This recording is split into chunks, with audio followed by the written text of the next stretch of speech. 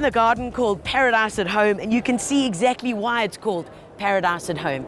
It's got a beautiful water feature that also serves as a bench, right falling into this plunge area here, which is so inviting.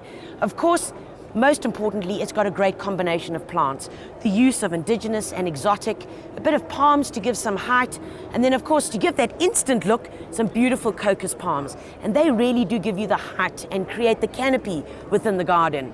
What I do like about it is the fact that you can walk through it, meander right through the garden on these beautiful kind of hourglass shaped little stepping stones. And they've been positioned in such a way that it's kind of odd and it's put together a bit like a jigsaw puzzle, but it allows you to walk right through the garden.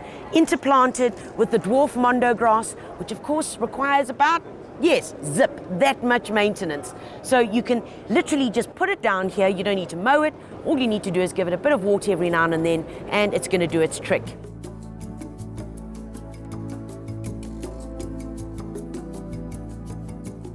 I'm with Craig Denecker from The Friendly Plant to find out a bit more about his garden. It all got done and dusted. Yeah, if it wasn't for the last minute, nothing would get done. Okay, so when we first met you and said, Craig, you got to build a garden, and 5 by 5, and we want some cement projects inside it, and what were your thoughts? We always like a challenge, so it wasn't a problem for us. We just a question of what to do and how to do it. I wanted to have some kind of a movement in the garden, so I decided that we should have a water feature, and I like the idea of manufacturing something.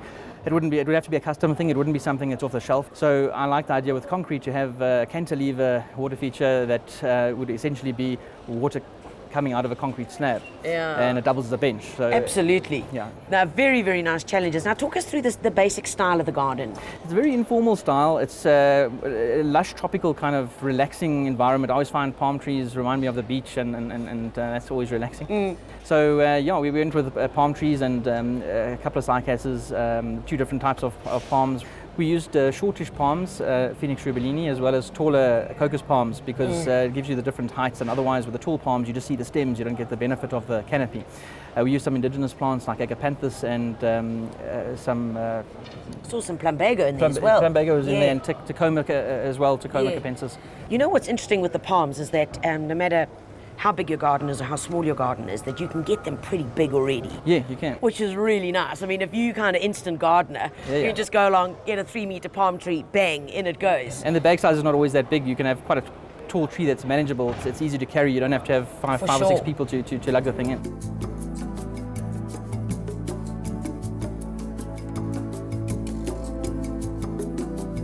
Talk me through a bit of the balance, because when you're dealing with such a small area, I think the palms worked and did the job quite nicely there to get your height and balance. It gave a bit of height, because the thing is, to have that third dimension always makes a difference in a garden. Whether you lift something up in terms of a patio or a fire pit area, or you lower something into perhaps a water feature or something, it always adds that extra perspective. It's not all flat, not 2D in a garden. Because it's something that you experience, it's always better to have it in a 3D type of environment.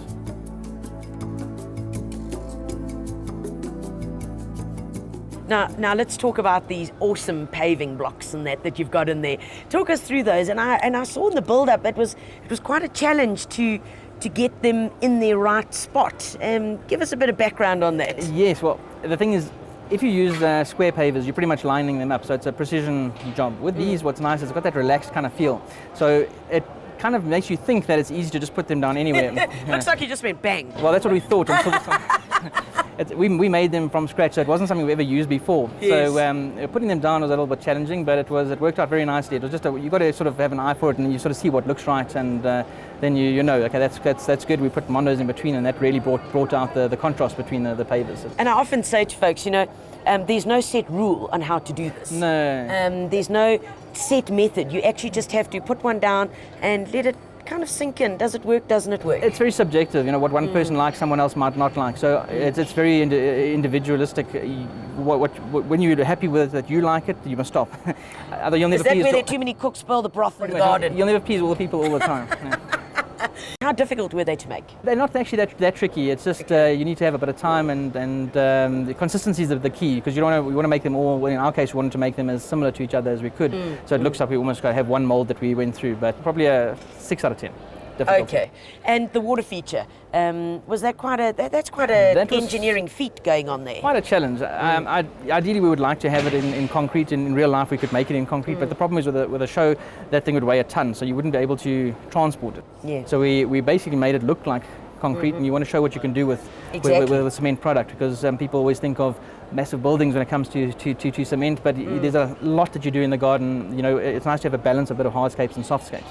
So with the cement look, it's basically it looks as if it would look if we did it in real life. But the idea is that it's very streamlined, elegant flow of water coming over the edge. You use a lot of water in gardens? We do. I think it's a very relaxing thing to have.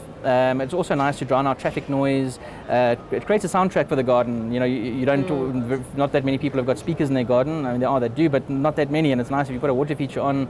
It's something that relaxes you. When you go outside, you hear. Not just the birds and that, you're hearing movement of water, which livens the place up, adds life. Finally, what were some of the major challenges in this build-up? Finishing in time.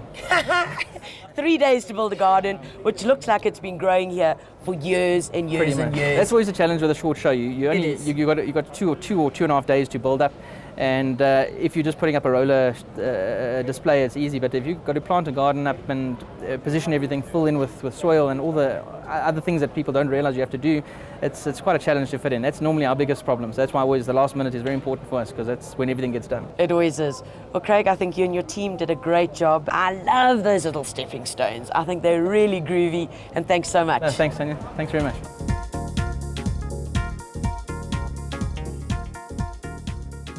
There are a couple of plants in this garden that are really spectacular, and the one certainly being these little dwarf agapanthus. And remember, they're tough as nails. And with the hybrids, like this little guy, they have been bred so that they flower right through the summer, into the autumn, and into the early winter, which means that you are going to have flowers for almost 3/4 of the year. Remember, at the end of the flowering season, that's the time when you divide them and split them, and then you can plant them into other areas of your garden. Here's another great plant which has been used in this garden. It's called Phoenix rubellini. Also a palm family, miniature date palm, will grow to about 2 meters in height, but it's quite slow growing, which means it's a great container plant. You can also get them quite big already, so kind of for instant gardening, it works quite well. Put a few of these, like 3 have been used just in this garden, and it gives you that great balance that we're looking for. And it will also draw your eye into the garden. Miniature date palms are lovely because the birds enjoy them, and they can grow in tropical areas or in areas that get quite cold. So you're pretty much okay all around South Africa with putting this plant in your garden. Phoenix rubellini, the miniature date palm.